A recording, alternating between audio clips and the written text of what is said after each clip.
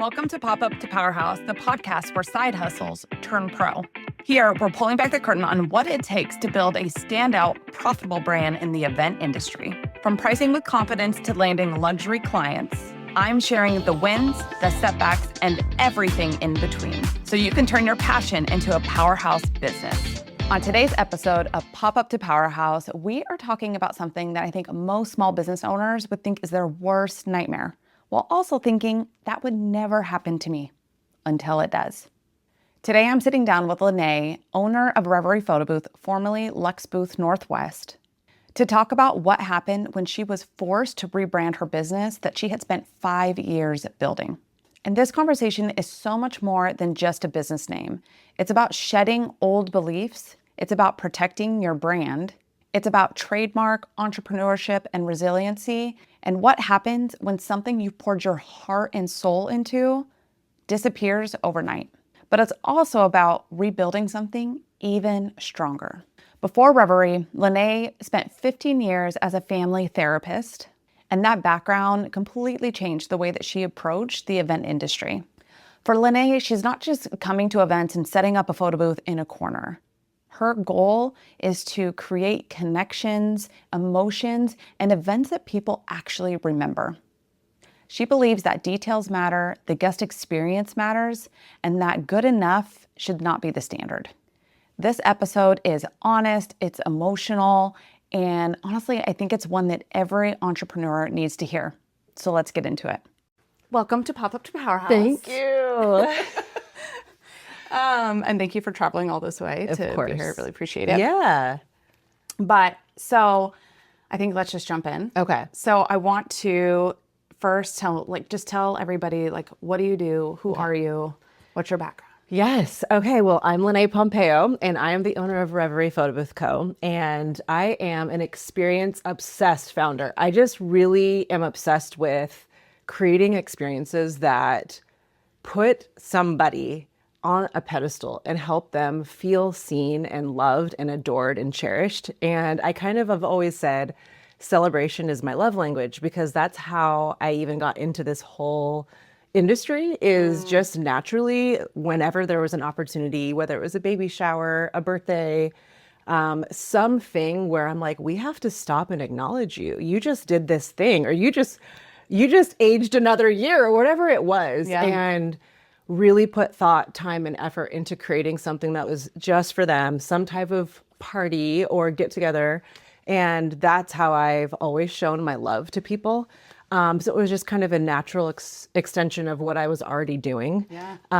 So yeah, love that's that. a little bit about me. I love that. And I think that's actually a really good point that you made is a lot of us will tend to gloss over these small milestones or wins in life, but stopping to actually recognize them is probably one of the most important things you can do, because you can just keep grinding and going out and never reaching where you want to go. And it's if you don't celebrate those little things along the way, or just to be alive. Yeah. Yes. Yeah. Another year. Exactly. Yeah, I love that. Thank you. Okay, so you are in the photo booth industry. Yeah. And will kind of tell me about Lux Booth Northwest. Okay. How you got into that, because I know your background was as a therapist. Yeah, I did family practitioner work with youth and families for almost 15 years. And then, so I was doing that. COVID turned all of my sessions that were previously in person. So I actually traveled to the homes of my clients and did our work in their home. You know, I got to pick up the babies, and it was just very hands-on. I'm a very hands-on person. If I can touch you, I'm going to touch you, unless you're please don't touch me. But then, so I loved that. And then we had to bring all of our sessions via Zoom, and my clients were not showing up. It wasn't as personable, and the impact of being isolated already really hit me. I didn't realize how in person and community driven I was until it was completely stripped away from me. It was just my husband and myself and my son. Even my 2 daughters, they were quarantining with their mom. So we didn't even have them with us for a really long period of time. And it was really hard on me. And I was just kind of going down this spiral. I was just becoming unhealthy. Other than doing TikTok trend dances, Yeah. that was the only thing that like, Must have grown when I first got onto TikTok. I was like, what is this? it was so fun. That was the one thing that kept me going. Yeah. But I always told my husband, I was like, I love the work that I'm doing. If I ever get drained or what's the word when something, the heart of what you're doing no longer phases you because it's almost like how surgeons kind of get desensitized to people passing away. Yeah. I'm like, if I ever get desensitized to this work where it doesn't break my heart with what I'm doing, or if I just stop liking people or liking the job, be the person to point it out for me. And he brought it up. He's like, I can see this isn't giving you life anymore. It's like, if you were to do anything, what would you do? I'm like, I would gather people and be a part of people coming together and celebrating life and celebrating milestones. And he's like, that's what you got to do. So I actually started my company. It was called Event Styling and Decor. And still to this day, when my employees get paid, they're like, who's Event Styling and Decor? Because I just did a DBA. Yeah. That's mine's like Taylor Cole events. Oh, funny. Nobody really knows exactly, yeah. But what I did was balloons. That was what I first started. And I just, because you can't have a party without balloons. Yeah. Like a real party, I totally agree. you have to have the balloons. And I love the artistry of it and I love being creative. Yeah. But I soon realized that because the name of my game when I first started, I've always known I wanted to build a company that had employees and that I can scale, that I can go on a 3-week vacation and it still ran. So I was really intentional from the start to build something with that level of structure. And I felt like with balloons, I had to be a part of everything because the creativity of it, I'm like, I need to do the installs. Yeah. And I know that you can, and you have found a way to, but I felt like it was harder because I'm like, I don't know how to train this, but can I train how to set up a photo booth, how to engage with a guest? Yes. So that's when I pivoted to photo booths. Interesting. I also hated and could not drive with a trailer or a U-Haul. And I would like do these Amazon events and like drive into these small parking garages with the U-Haul, and I would have like panic attacks. And I'm like, I can't do this. It's so funny because when I started, I had this install that it was a bunch of balloon clouds at Canvas in Seattle, if you remember that venue. No, I don't. They were open for a few years. I think they opened closed a few years ago, but it was a wedding and they wanted a bunch of balloon clouds, but I only had 2 hours to install, and these were floating balloon clouds. So couldn't do it on site. Yeah. I had to figure out how to do it ahead of time. And this was my first time needing to rent a U-Haul, and we needed a 20-foot U-Haul. And I remember I was like, there's no way I can drive a U-Haul. Yeah. So my sister has a CDL. Oh, funny. And I was like, can you drive the U-Haul for us there? Yeah. I laugh now because fast forward, it's like 9 years. And I even talk to my employees, I will bomb down the streets of Seattle, down alleyways in like a 20-foot U-Haul. Like, honestly, sometimes it's like, look out, Jamie's on the road. Because like in Seattle, you got to kind of like make your room. You do, yeah. You have to be somewhat of an aggressive driver down. But I used to always be really afraid of like one way. It's like one way from 3 to 5 on Tuesdays and Wednesdays and Thursdays. I'm like, what's today? I know, yeah. Oh my gosh. But now I'm like, it's a non-issue for you. No, yeah. yeah. I was like, no. Not doing it. Yeah, I can't. Oh my gosh, I love that. Okay, so your name was Lux Booth Northwest. So we're going to stay on that for a minute. Okay, and we'll perfect. get to your story. Okay. But how did you know that you wanted to be more on like the luxury, like focus side of building a brand? I'm just bougie. If I'm going to do something, I'm going to do it at the highest level that I can possibly do. And I wanted to give reverence, I guess, to events, because I think people, like I said, they step over it and they're just like, eh. And I'm like, no, this is a big deal. And a photo booth is a big deal. We're actually, to me, I think of what I'm doing with the highest level of esteem. And I know it's a little, like most people are like, girl, you do photo booths. And I'm like, what I know I do is way beyond that. Yes. And that it's hard for me to translate that to like someone who's just calling me, hey, can you set up a photo booth in the corner? I'm like, I don't do that. And so I wanted to position myself to attract clients that had a little bit more like respect for what it is that we were doing. And so I would just immediately was like, I want to be in a more luxury space. Yeah. I think that's actually super relatable to anybody that's in an industry, because I think it, especially whether it's creative and what you're doing. And I think a lot of people do think you just show up. I mean, same thing with balloons. Like, just put up a balloon garland. And it was when I realized I wanted to be more large scale and luxury balloons, I realized like there are people that really, I used to get kind of frustrated when clients would, because it's like you said, just want to put it in the corner, and you're like, that's what I do. Yeah. And that's kind of how I felt the same way. It was like, you want people to know like this can be more. Yeah. But there are some people that's all they need is a photo booth in a corner, or they just need a balloon garland. Exactly. There's a market for them, and there's people that serve that. And I just knew that, how can I not get those clients? And I still get those calls all the time. Yeah. And it's just like, yeah, but it's missing the whole plot. Yes. But I think that's so important when building a brand, is really understanding like who you're trying to attract and what you offer, because you can't offer everything to everyone, right, and do it well. So, and I think that you've obviously done a really good job in these last 5 years since you started. Thank you. So at what point did you realize that you were creating a real business and not just a side hustle or a pop-up business? I had that intention when I built it from the get-go. I read a book, and I'm really thankful that I read this book. Were you, not to interrupt you, no, it's okay. Were you doing your like therapist job and doing this at the same time? No, I stopped that and I started nannying for this sweet woman and the little boy who my son literally thought was his brother, because we would just be together every day. It's so sweet. And just kind of figuring out how I wanted to pivot in that time. So I stopped my job and was kind of stay-at-home momming it. My son was 3 at the time, my oldest son, and nannying to make a little bit of money, and just kind of like allowing for the inspiration to come. Yeah. And then kind of like, I am going to pivot. I'm going to do something. What will it be? Yeah.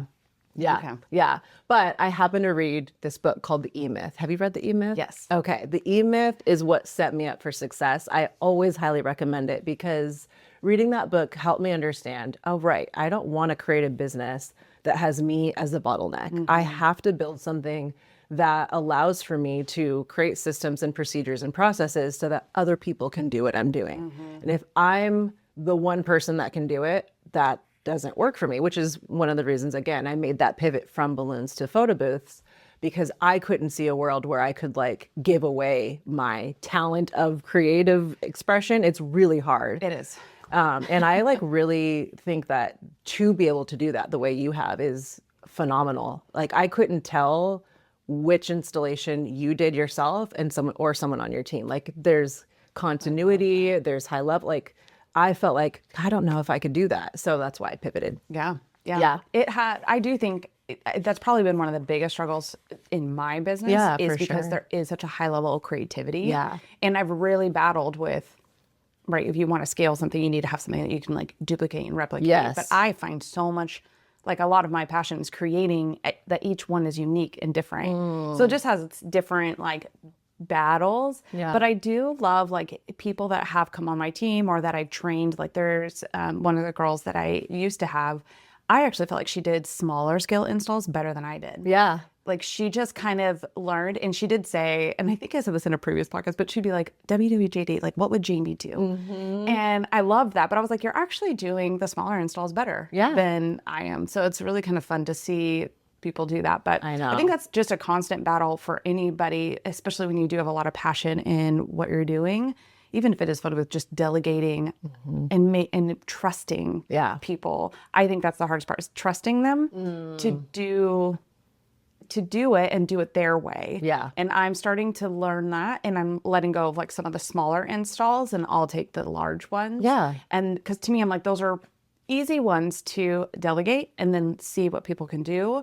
And then I've also struggled a little bit with, it's like, well, then I want to critique, you know? So it's like, how do you critique but make it coaching? Yes. And make it like, okay, this is great, but here's what I would do. I think it's hard too when you have a medium that's so subjective, because what one person likes, somebody else might not like. Exactly. Yeah. So it is definitely interesting dilemma when you have like a creative brand. For sure. But you have like creativity within your photo booths, and the things that you set up. So are those things that you tend to do, or are you bringing in people to help with that? That's a good question. I think about 85% of the business that comes in is very much right now. It's one of those I would call more of a rinse and repeat. Like my team can do it in their sleep at this point because I've had the same team members for a long enough time that we could do those.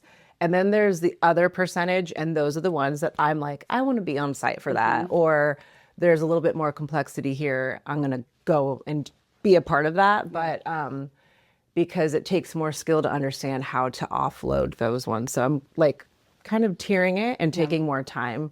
And I like working. I actually tell my team, I want to be out on the field at least once a month doing an actual event. And every time I do run an event, I run it with the mindset of what is this like for my team? How are my systems? Does this checklist actually work? Are there any holes? What does it feel like to run an event by yourself and you're carting like 120 pounds of equipment on this cart thing and it like, this thing doesn't actually open anymore. Like it's just, I always look at it from how can I make this more seamless for my team, easier, more enjoyable. And if you're not doing it, you really don't know it no idea. sometimes. Yes. And you're kind of like, why? This isn't that hard, but you're not doing it. And then you go to do it and you're like, oh, no, you're right. Like this is hard. So that's funny. I've definitely experienced that where it's like being in there and from time to time does make it helpful for you to actually see like what they're doing or what they have to go through. And have a really healthy respect for the work that my team does. Every time I work, I'm like, I am a badass bitch. Like I am such a badass because that was really hard. It's late nights. Yes. It's long drives. It's heavy equipment. It's talking and smiling for hours. And it sounds like, oh, but like it's emotionally, you're giving all of yourself, at least the way we like to attend and kind of host events. And so it takes something. And I like to be reminded of that because then I'm like, oh my gosh, I'm so lucky that I have a team of people that are out there doing this on my behalf, basically. So how many team members do you have and how many events do you do, say like in a month? And I know this can... Yes, there is the seasonality. So we have 12 team members and they're all part-time. And that also includes our back end team. We call them the back end baddies. We are a team currently of all women, which was an intentional shift that I've done recently. And it's felt really good, although I guess I'm not allowed to say that necessarily, but it just happened to be that way. And we do anything from on low months, like 22 events a month to we do 55 in December, typically 55-ish. So it's a big wide range. Yeah. I know. I think that's actually probably one of the hardest things about the event industry is you have to love uncertainty to some degree. Or just like the roller coaster of it, right? And I actually start talking about that. I just recorded episode 6 and it was about those quieter times and what to actually do with those quieter times. And once you realize that they're coming, it's less, you freak out less when you understand what the seasons are, because every industry has seasons where they're busier and when they're not. And it's like once you recognize and know the patterns, you are less likely to be like, oh my gosh, like my business is going down. I know.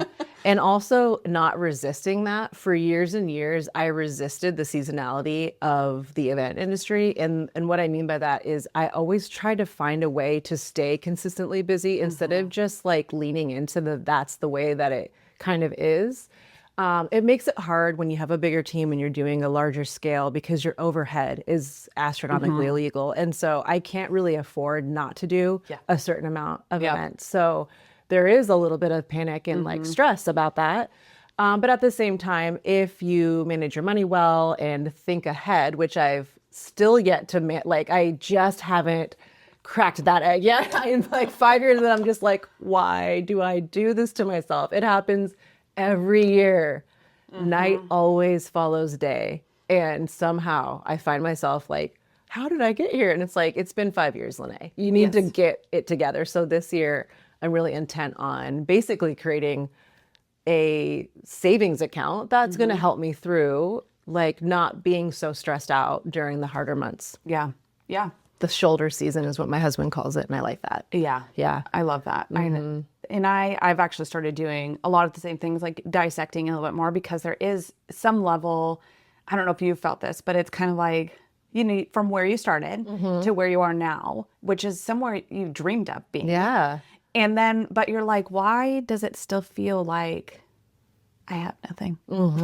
I know. Why does it feel like, but it's like, right, overhead is more, Yeah. now you have employees, like all these things that you dreamt of also cost money too. Yes. Yeah. But one of the things I feel like I've started to do is actually putting money into buckets. Nice. And so that has helped. Yeah. It is starting to help, one, make sure that you're covering your overhead, you're covering the expenses to actually produce. Like, because it makes, if you bring in an event and you piece all of that out, if it doesn't cover all of the expenses, then you know that you're not charging enough. Quick pause before we jump back in. If you haven't downloaded my free guide yet, you're seriously missing out. If you're ready to stop undercharging and book those premium clients that you dream about, I made something just for you. It's my free Charge Your Worth guide. Inside, I'll walk you through the exact mindset shifts you're going to need and real strategies to move from side hustle to powerhouse brand. Download it for free at thejamietaylor.com/free guide and take the first step in building the brand and creative business that you deserve. That's really good. I love that you do that. So on a sale by sale basis, you break it up. See, I feel like I should do that, but I'm like, logistically, that alone would take so much time to I'm doing it in bulk. So I'm not doing one. So you could do it once a month, right? So take all of your events and then you figure out what so whether that's like 30% in overhead, and you also have however much you put in for savings and however much you need for, I think there's like savings, but the other thing is like, you call it overhead, but I think there's like things that you don't think of, marketing events and things that you want to in terms of growing your business. Yeah. So there's that. And then obviously paying yourself. And then you so that now I've been really looking at it and it starts to become glaring to see, like, do you have any leaks? Do you need to raise your prices? Yeah. Or is there somewhere like you need to cut back? Like I can real easily overspend on an install because like a lot of my clients just let me do whatever. Right. And I kind of just show up with the most. Whatever. Yeah. I'm like, ooh, this would be really cool, or add this on. But now it's kind of, I mean, I'll still do that, but it's like making sure that I'm not doing it to the detriment of profitability. Yes, that's really, really good. I'm going to start implementing that because one of the big areas that I get to grow this year and on is my financial literacy and being a good steward of the money that we do have coming in. I've always felt like it's just not my thing. And there's a lot of things about business that aren't my thing. Yeah. And I've always been really good at delegating what I don't like or what I'm not good at and just kind of staying in my kind of zone of genius. But there's some things that you don't get to bypass. And that's the financial part is one that I'm like, you know, but like, that was like the first thing I delegate. I was like, I am not booking. Yeah, but you need to understand your books and understand because you can't rely on somebody else to do that. But I actually don't feel like you're behind me. You're 5 years in. The first 5 years is just figuring out how to make money. Yeah, it's all it's the whole learning of it. Yeah, for sure. Yeah, thank you. I think you're like right on track. Okay. It's like the right time. I mean, I'm 9 years in, and I'm still just now like, okay, why am I feeling? And I think I was getting to a point where I was tired of not feeling like. But it's like when everything goes into one bucket. That is why you're feeling that way. Right. So, okay. So let's talk about recent happenings, developments. Okay. So, tell me more about this story of your trademark issue and how did this all unfold? Yes, I will. And I think one thing, I do know that this is probably something that a lot of people could find themselves in. So I will say that. But I do too. Yeah. That's why I was like horrified. Because I think a lot of times too, people such as yourself or even myself, like don't think because they're a small business owner won't find themselves in this. So that's why I was like, you have to be on here. Thank you.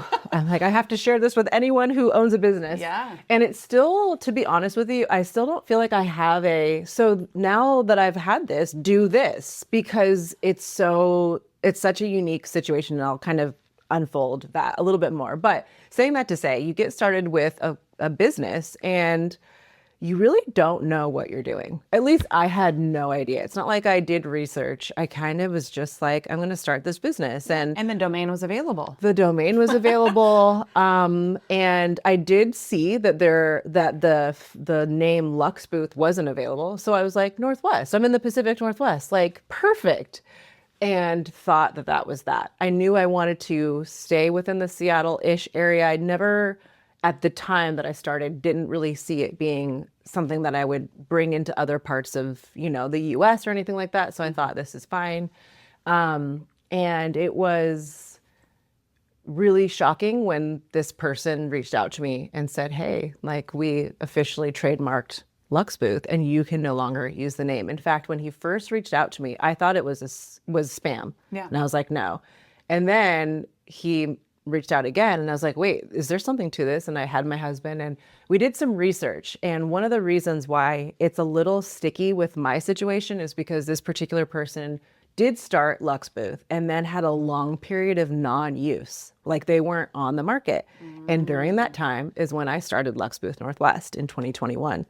And then they officially got the trademark approved in 24, so several years later. And then so it was a little bit like, I had a case maybe. Yeah. There was a lot of unknowns in terms of, I was really faced with a decision of whether I was going to fight for the name Lux Booth Northwest and just keep things as is. And did he essentially sue you? No, it was a cease and desist, like you need to take action.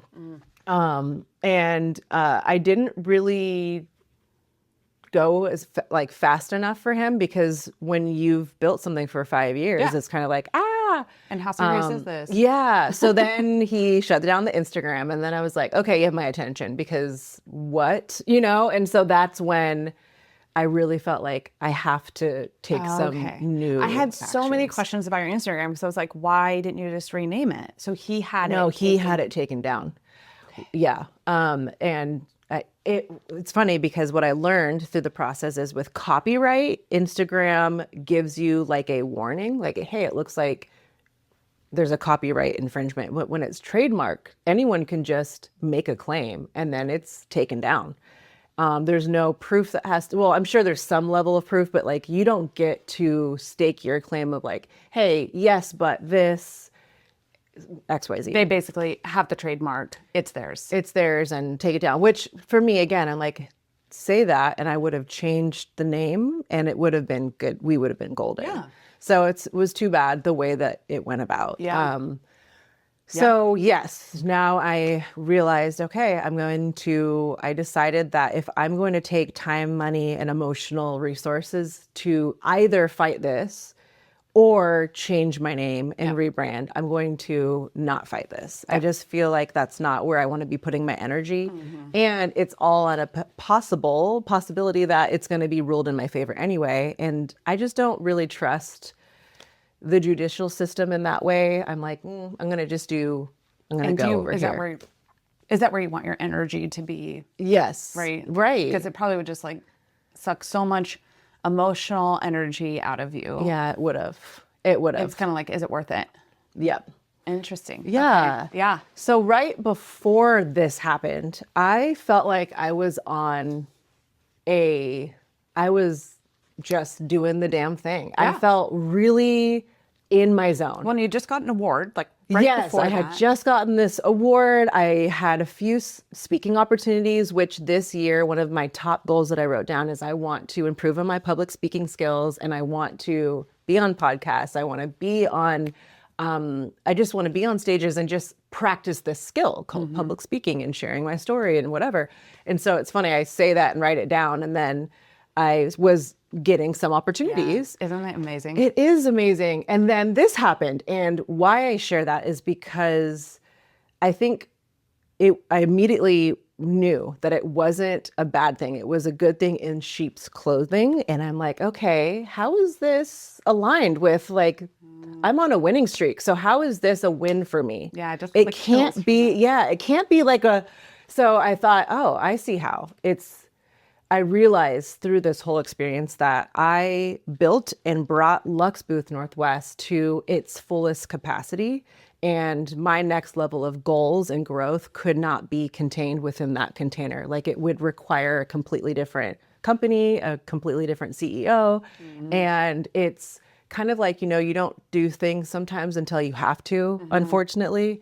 And I think that if this hadn't have happened, I would have kind of had that intuitive knowing, but I would have just kept doing what I was doing because we're so busy. I have young children, running a business. I'm already always maxed out, that I wouldn't have been like, hey, I have a great idea. Let me just rebrand my company and start from scratch on Instagram. Like, I would have probably not done that. And it gave you a story. Yeah, gave me a story to share, which, which I think that's can one see of the ones gold. that resonated with me, and I thought was actually a really powerful post, was when you were super vulnerable about having to take down Lux Booth and start from zero. And the one part that I actually thought was so powerful was you were like, I only have 4,000 followers, and to some people that might not seem like a lot, but to me, I spent 5 years building it. Yeah. And that was so powerful because I think so many of us, you see these vanity metrics and you don't really realize that what it takes to build to 4,000 and how amazing of an accomplishment that is. Yeah. And I always kind of think of, I think Gary Vaynerchuk says this, but like, if you had 4,000 people in the room, like, would you be, but you like discount that metric, and you didn't. And to see like the weight of what it was to lose that. And then I just saw your post that, and I saw it myself, that you rebounded and got back to 4,000, which I think is amazing. But I thought that was such a powerful post because Thank you. You're right. It's as a small business owner in like certain areas, like you scrape and you just to build, a 4,000 following, but that's a big deal. Yeah, it is. It was. And then to start over, you're just like, oh my gosh. I'm like, man, is this going to be another 5 years of grinding? But it also proves to you that that the growth that you have done, it cannot be taken away.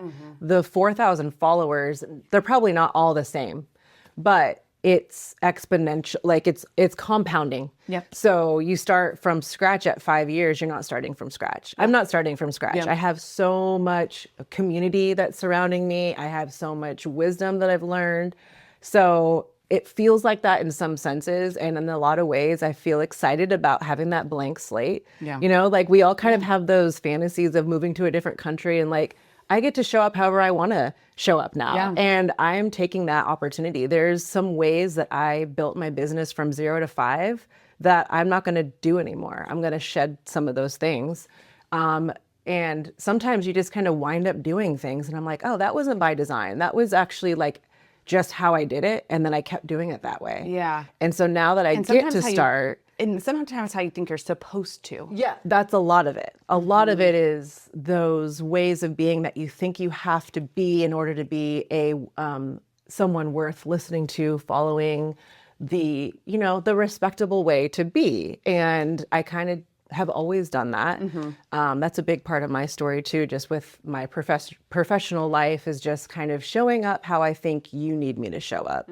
And that's a very common way of being for Black women in general. There's like a way that we have to be in order for you to take me seriously, for you to want to do business with me. We have to overperform in like this polished professional way in order to kind of be at a baseline, I've always felt.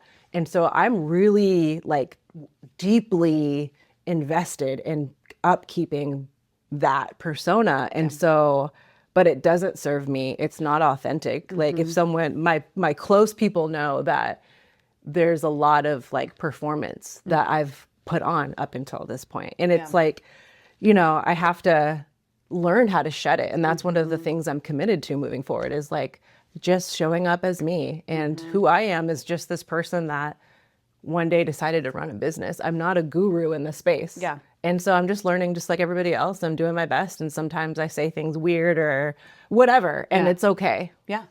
Yeah. And it's funny because I think those things, it's funny, what you think people want to hear ends up really not being what it is. It's they just want you to be you. Yeah. And why it's like so hard for us to actually like be who we are or be authentic online. But I think so many of us are so busy watching what everyone else is doing, right? Here's how you are successful. Here's how you lose weight. Here's how you do this. Here's whatever, like here's my morning routine. And instead, I feel like, and this is just how I've been feeling, is we're not actually getting quiet about what we want and what works for us. And it's like until you really turn some of that off and really take some time to think about like what you want, because sometimes you think you want something that somebody else is posting online, but then like once you start living that, you're like, oh, this isn't what I thought it was. Yeah. But it's probably because you really didn't sit down and think and really visualize like what that actually, and to me, I feel like I tried to like embody, like I feel like your body tells you a lot on whether or not you want something or don't want something. And that's one of the things I feel like I've been trying to do. Because when we started this, I was like, I used to think that to have a legitimate business, I needed to have a warehouse, I needed to have a space. Yeah. And been there, done that. And I really don't want it. Yeah. It really was like, that's not for me. I don't want a ton of overhead. I feel shackled and chained. And I love the feeling of freedom. Yeah.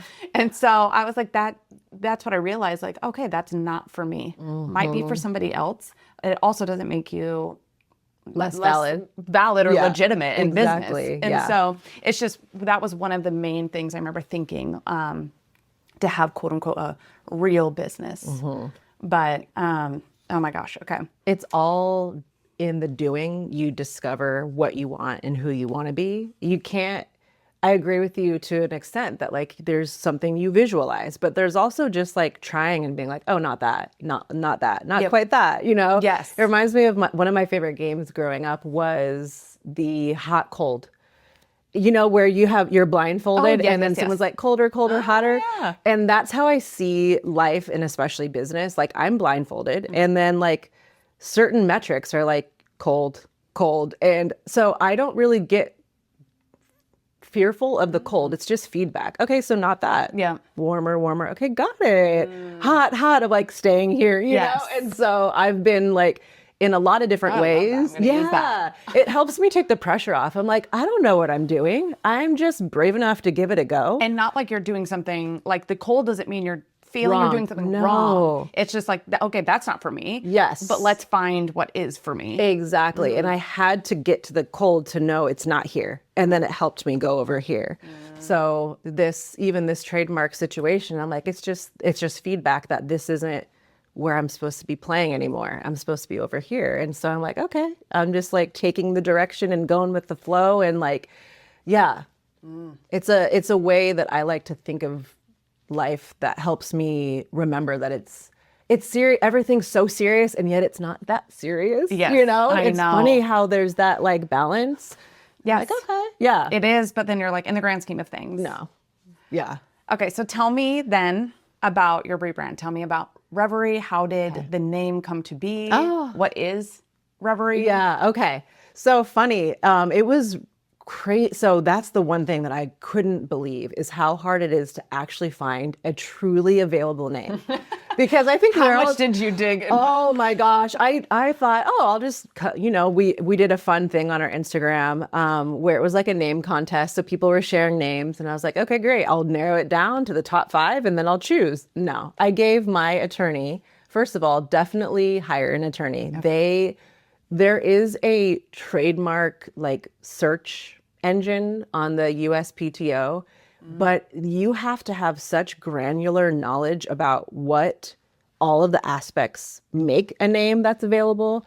So like the word Lux, it's like a algorithm or a equation that a layperson that doesn't have that knowledge could never figure out on their own. Because something could be not exact, but close enough that it could be infringing on their trademark. So if it creates confusion and like, I'm not the one to be able to say that, like someone else has to say that. So I'm really glad that this time around I hired an attorney. If someone's brand new and they're deciding on a name and they don't want this to happen, I would definitely recommend invest in the attorney, have them give you the green light on a name that's truly available. But I gave him 7 names of like, okay, these are of all the different names that I could have. And even at one point I was like, what about Pompeo Productions? Because I was just like tired. And he's like, it was funny. He's like, Lynnae, Pompeo is a surname, a typical Italian surname. Why would you go with that? I'm like, it's my last name. Yeah. But regardless, Pompeo, yeah. So finally, I landed on Reverie. It was just kind of, I don't remember how it came about, but it landed there. And I'm like, ooh, I like that. What does it mean? I heard the word, but I didn't know the meaning. And it means being lost in deep thought, often like a daydream. And I was like, okay, I really love that because what I am out to create with my photo booths, not everybody gets the severity like we talked about. But what I really want to create is where a person of honor is so loved on and like just honored at their event that they're just lost in the moment. And that's what I'm wanting to create with my photo booth experiences for each guest, for the person of honor. And so I was like, wow, I feel like we can create Reverie. I also have my oldest son is Giovanni. I've always loved V's. So I was like, okay, there's that. And it just sounds like a name, like your confetti, like you can say it and it's just the word and you don't have to have the rest of it. You can say Photobooth Co. or it's just Reverie. I feel like it stands on its own. Yes. It just feels exactly it. Yeah. When the name is just like, that's exactly it. Yeah. So that's how I came up with the name. And when I gave it to him, he's like, yes. I was like, done. And so we're in the process of getting that trademarked. It's a long process. It takes up to 18 months to get the green light of like, and actually it's done, it's yours. But it's in process at least, so that's good. So what has this, do you mind me asking, what has this whole process cost you? Like, how much is it to get a trademark? Like, I have no idea. The trademark itself, the way that I'm doing it, is I think about $900, so not too bad. The attorney was a couple of thousand. And then I also hired someone who has a whole business helping you get your Instagram back. But so that was probably... So like you could potentially get... Potentially. And if I do, I'll find a way to make it work. I'm like, I'm not going to not try. If that's a service that's out there, let's give it a go. But so there was that. The two accounts. Exactly. No, I can't merge it, but I can do like more of a wedding specific and then more of an activation. So that's what I plan on doing, whether I get that one back or not. So I'll wait to figure that out. And then what else? Oh my gosh. I feel like what people don't realize is when you are rebranding, of course, I also brought on a rebranding specialist and she charges a premium because she's incredible. And I really knew that, again, if I'm going to build from the ground up, I want to do it with intention. I don't want to cut corners. I'm going to do it the right way. So that was adding to it. I mean, all told, now I'm going to have to change my website, my honey book from top to bottom. It's like all the little places The business cards, all of it, even like our name tags, our attire for the team. It's insane how many things have my little stamp of Lux Booth. I'm looking around, even my laptop and you're like, it's has Lux Booth sticker. I'm like, oh yeah, we need stickers, just like, so there's that. There's the potential business loss, which is a cost that I can't even quantify. And one of the reasons why it was so upsetting when I got the most recent DM saying that we can't say formally Lux Booth Northwest, because to me, anybody that has ever rebranded has always redirected people and let them know, hey, same person, just a different name. And so to not be able to do that feels like a huge loss. And so who knows how much that is a cost. And then if they do, the new Lux or the original Lux Booth comes to Seattle, which I'm assuming is their plan and why they're going so aggressive on me. So they're like resurrecting and... Yeah, well, there's going to be that business that's just going to go directly to them because maybe somebody's not aware of, and they'll just Google Lux Booth. I mean, people almost never put the Northwest.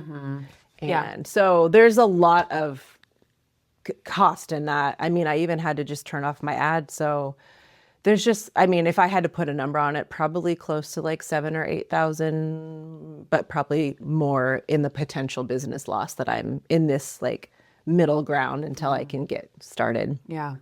And then not to mention the SEO that's been baked into my website for the last 5 years is going to be, it's gone. I have to start that fresh. Yeah. Yeah. So it's when I think about stuff like that and I kind of do like the mental math, I'm like, I start to Emotionally. I think that's How where has I the start to emotional- spiral down. Emotionally, it's been hard. I try my best to stay on top of my emotions and make sure that I'm keeping a positive and empowering context around it all. What I mean by that is I get to make up however I choose to tell the story is my truth. And so I'm like, I just am not going to be the victim in my own story. That's just, I'm not going to share the story that way. I'll share what happened because that's just the facts. But like how I plan on moving about it is going to be like, this is going to be something that I have this fantasy of writing this guy a letter and being like, thank you so much. This was the catalyst to this phenomenal success that I now have. I probably wouldn't have done it on my own. And I just wanted to thank you. Like that's how I want to go about this. I like that. And that's like the vision I have. I just can't wait to send that. Yeah, and be there. Quick timeout. If you've been nodding along during this episode, then you are the type of person that we love having in our community. The best way to stay connected is by joining our email list. It's where we get to share a little bit more of behind the scenes magic, stories that I don't always get to share on the podcast, early access to special announcements, and ways to be part of the conversation with other listeners who care about the same things as you do. We'd love for you to be a part of it, so just head to thejamietaylor.com/email and drop your email in. No spam, just real connections and good stuff.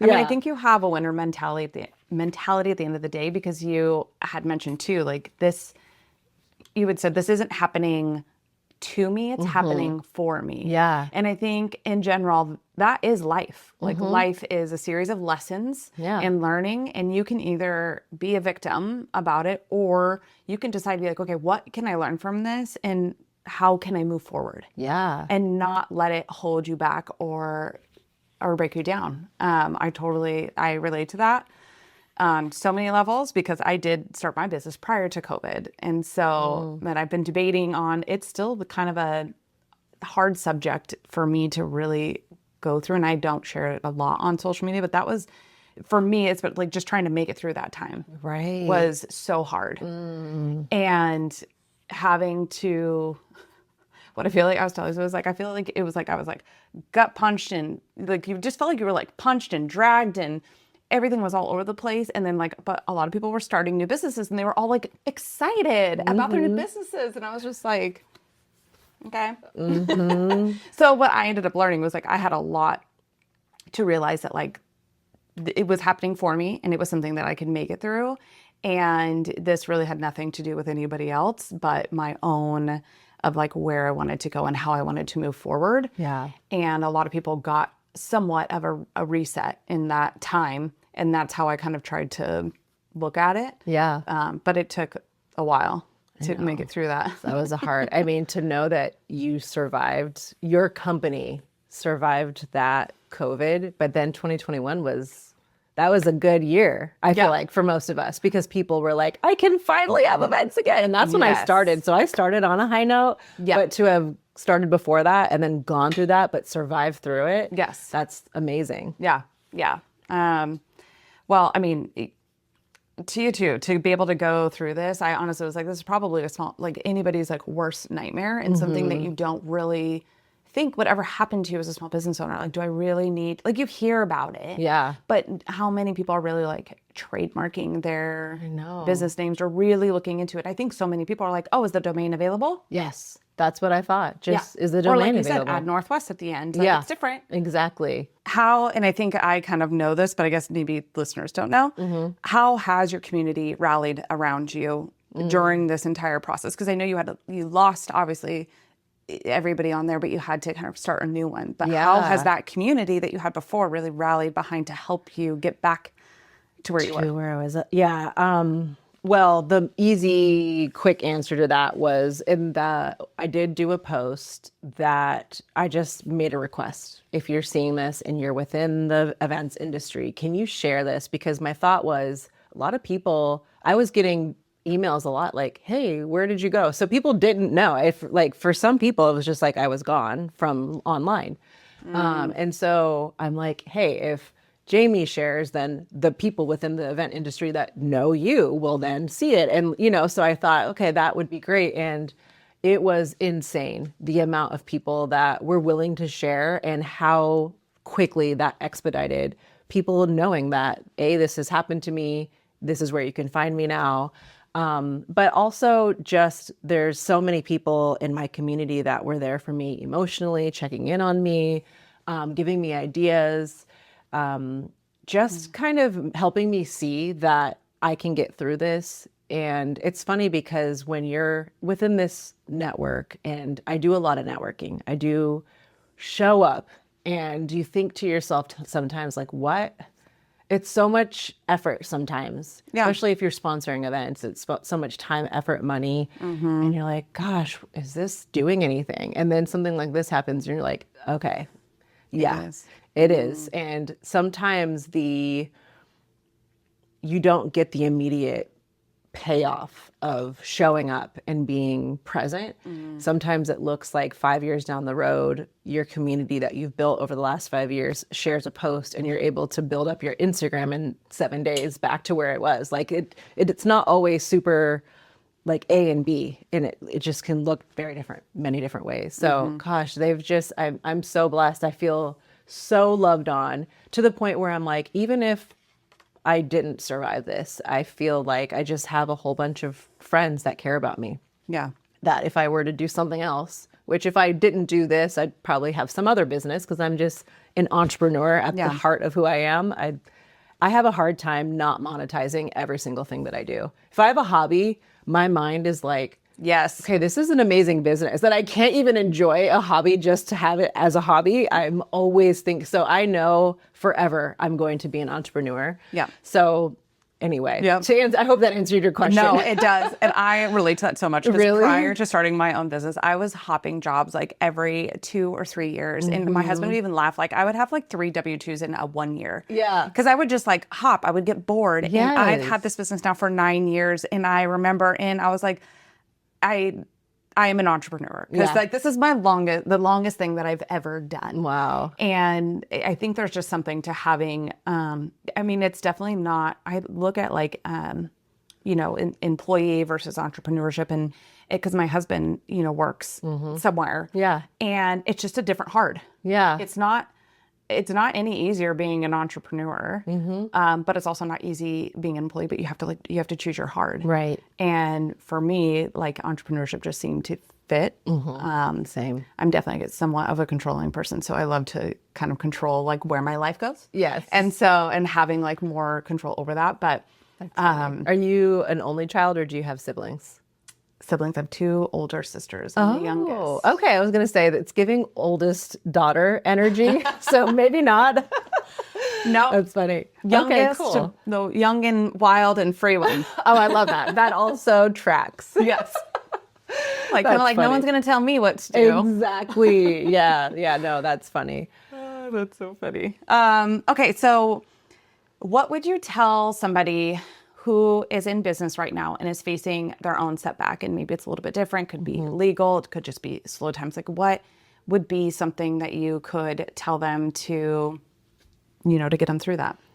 I love remembering that everything that we're out to do is an opportunity for personal growth and development. It's kind of like people will drop $40K to go to a 4-year university without thinking twice. And they're going for 4 years, they're investing all this money, lots of time to get a skill. And then they're like, use it or they don't, right? I have a 4-year degree that I'm not currently using anymore. I'm still paying every month on the student loans. But so I am like, it's just learning. It's just a different form of it. It's kind of like Life University. I love entrepreneurship because it's my current vehicle for growth. It's kind of like, okay, what is it demanding of me that I don't even have right now? And how can I develop those skills so that I can move on? And just kind of, I see parenting that way. Having a team has very much challenged me and had me grow. So I love it. When you look at it that way, I think, again, you can kind of take the pressure off of like, it's okay if it's not going the way that you wanted it to go. How are you going to overcome that? How can you become more in order to get over that? And just kind of like, it's your school. Yep. I don't know if that's going to encourage anybody else, but when I think of it that way, I'm like, Yeah. think of all the people that invest hundreds of thousands of dollars to go to school, and 5 years later, they're not using their degrees, and we wouldn't call them a failure. They got experience. A lot of people go to school for the experience, which is So true. a whole nother thing that I could talk on for a long time. So, if you're an entrepreneur, like, just see it as, I'm going to give this 4 years and however much you invest, and I'm going to learn this thing, and then I might not do it anymore after that, and that's okay. We get to be fluid and change with the seasons and fail or do it wrong and try again. It's just kind of like,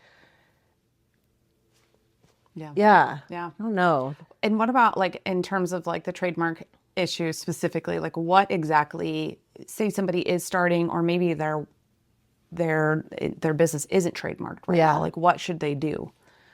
So if you're concerned about it, which, I mean, if you're in and you've been in your company for a long time, okay, let me back up. I think I really was trying to think about this, but if I knew someone was going through this, I think what I would do is decide right now, is the company that I've built, if someone were to come to me and say, stop using the name, it's my name, I've trademarked it, do you feel like you would walk away from the business? Is it worth enough, like what you've built so far, that you would go through the rebrand? Are you willing to take that risk and spend the money, if it ever happens? Because you could just say, I'm going to shoot my shot that it's not going to happen to me. It's very unlikely. But if it does, I'll just pay the money and move on. You kind of have to decide now, because it is a risk that is potential. And if your answer is like, absolutely not, I love my name, if anyone came to me right now and said rebrand, it would completely devastate me and I would just have to shut the doors, then I would highly consider hiring an attorney and going through the process of trademarking your name so that you are solid.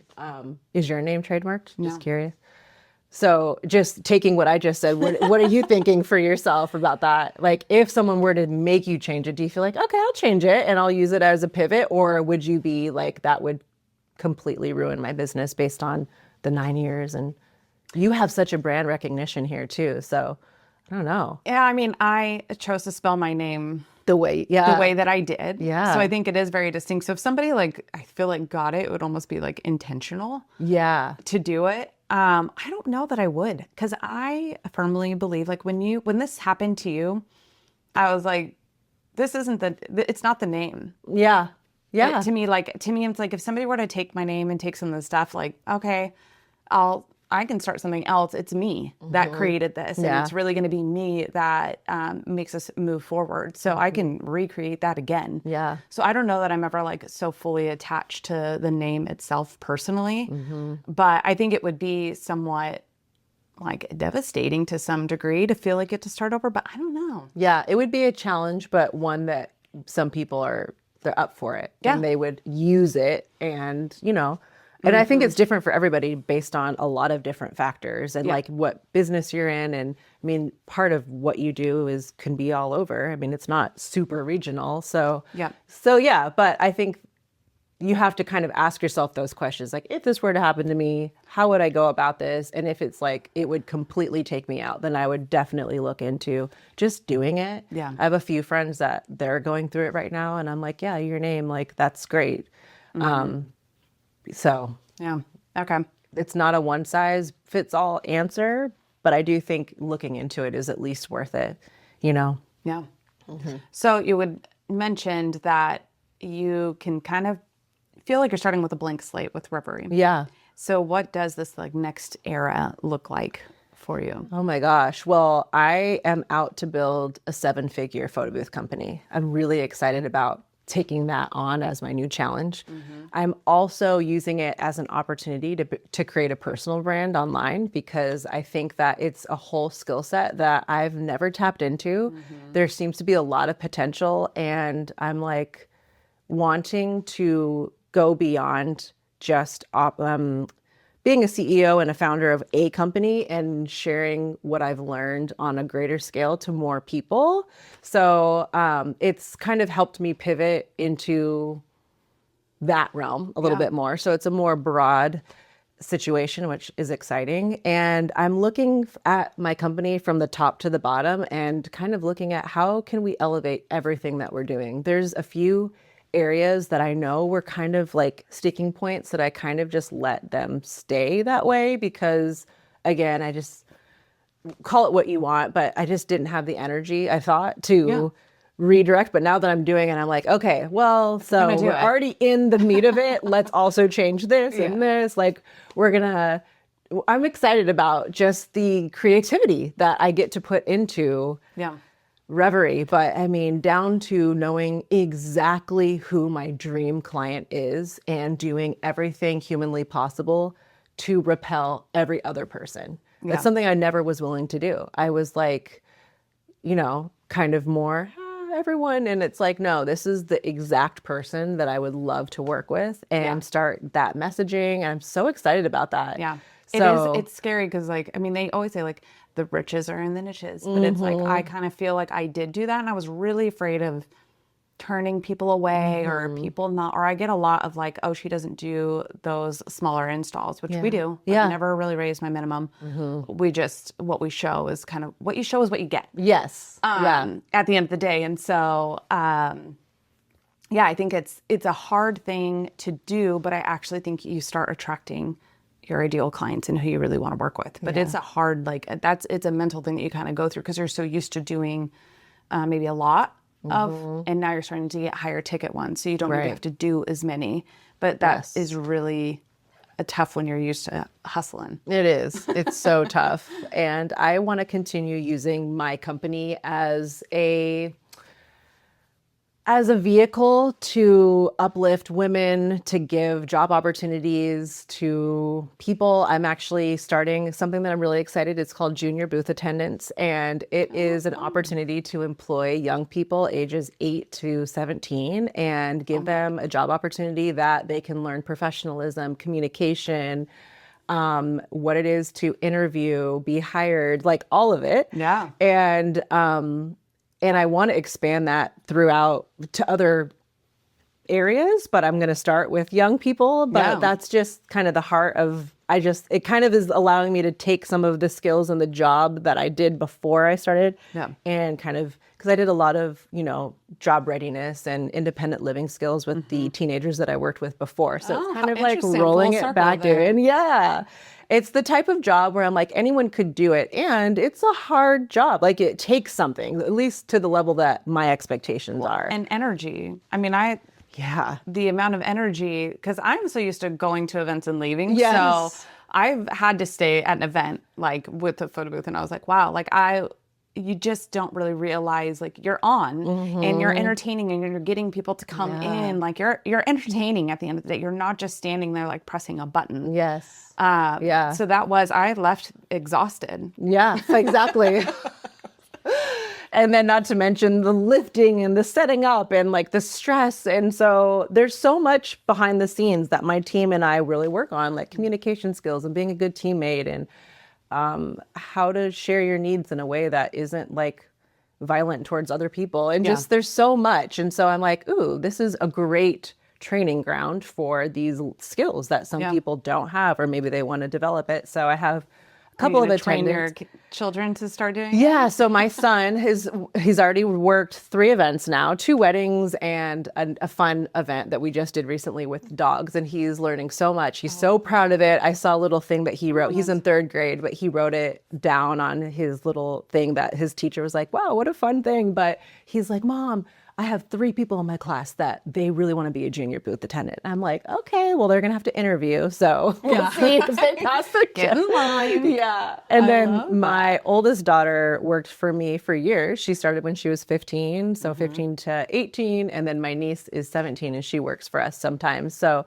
sometimes when we do events that have the majority of the people there or are teenagers, I think that they land better with those anyway. So it's so fun and they learn so much. And I love that because I think yeah. that we've actually kind of gotten away from like the whole like bring your kid to work. Yes, it's kind of like that. Yes. Yeah. And it gives them like that experience to be able to do that. Mm-hmm. Oh my gosh. It's just like tapping into something that is deeply meaningful to me, which is kind of finding ways to grow and to develop and to find a skill and be like, okay, I'm going to work on this. I'm a little shy, but I don't have to always be that way. That's not who I was born. That's just how I wound up being. And I'm going to take this thing that I'm not good at and use this vehicle to get better at it. So that's kind of how I see my company. Yeah.